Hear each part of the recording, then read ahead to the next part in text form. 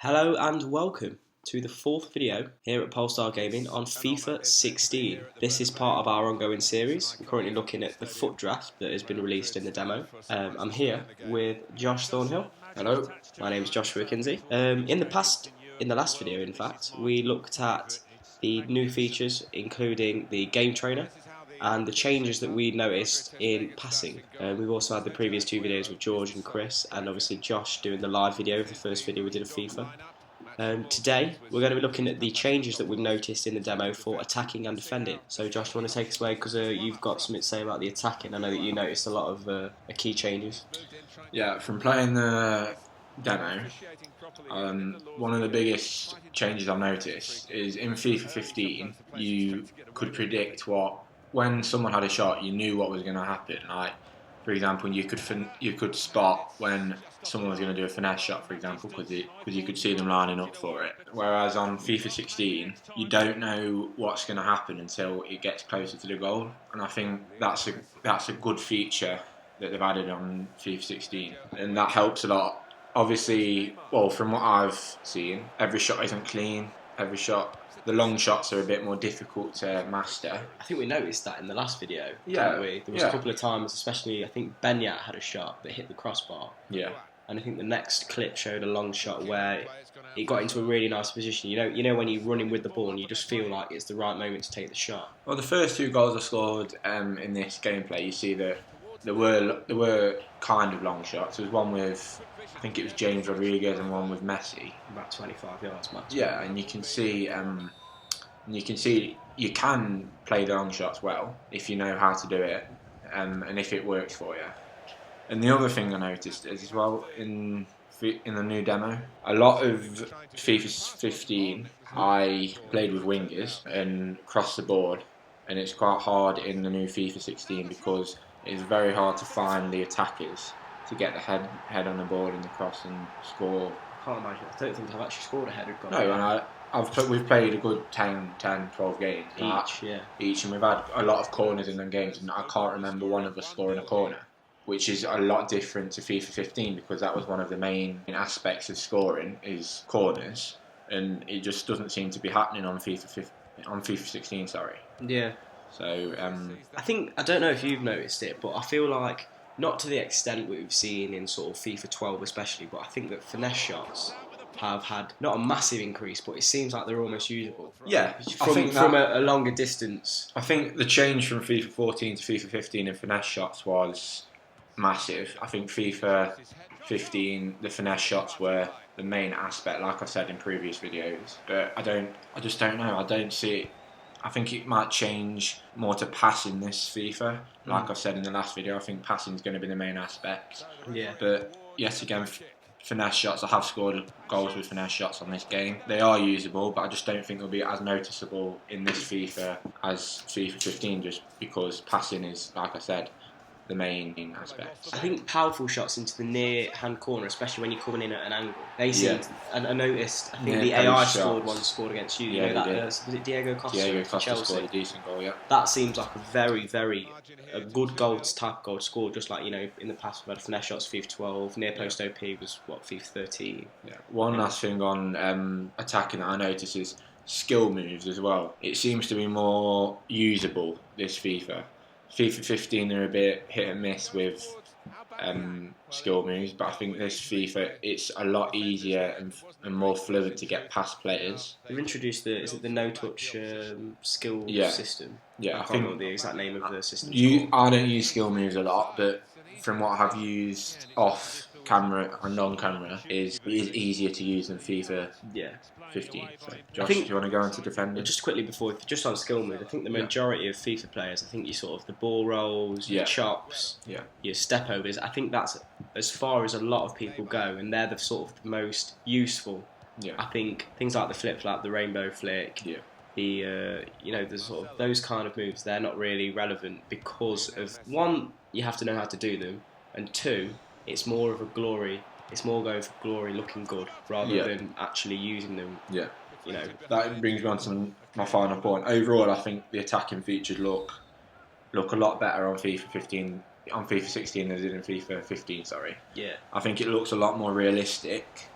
than FIFA 15, and I think it's a lot more difficult to master the skills and the attacking aspect of the game.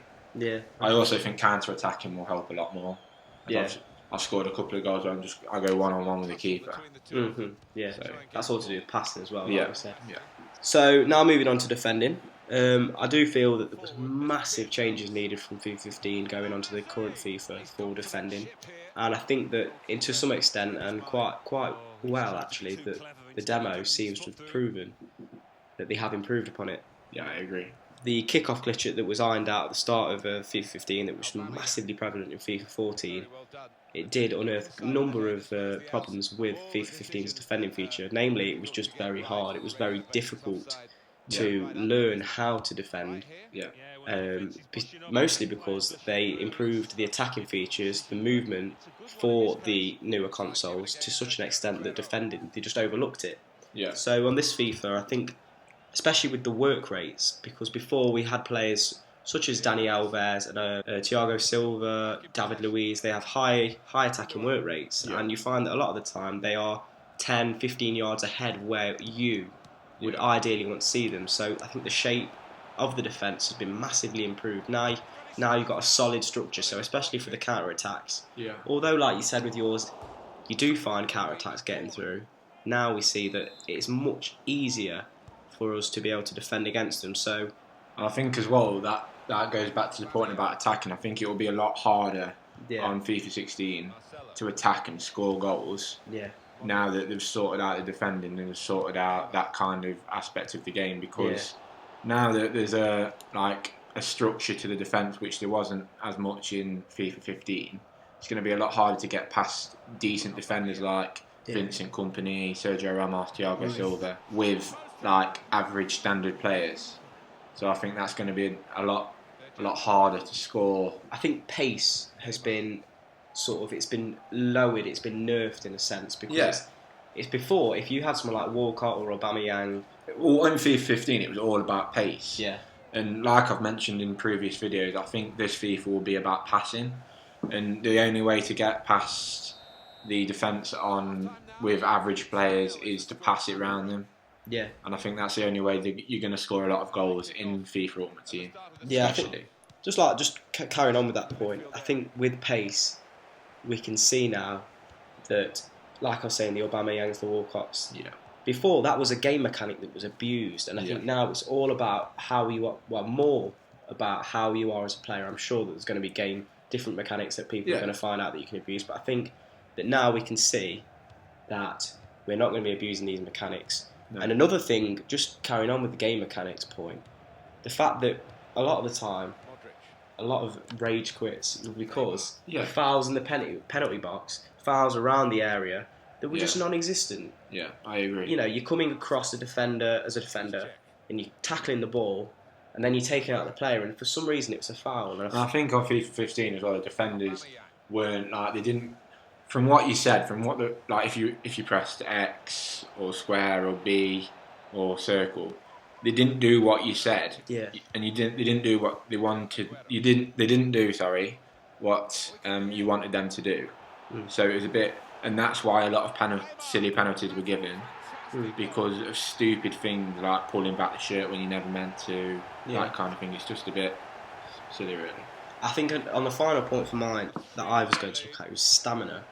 Within the demo, I think stamina, more so than even in FIFA 15, around the 65th minute mark, you're seeing players with probably a third of their stamina left.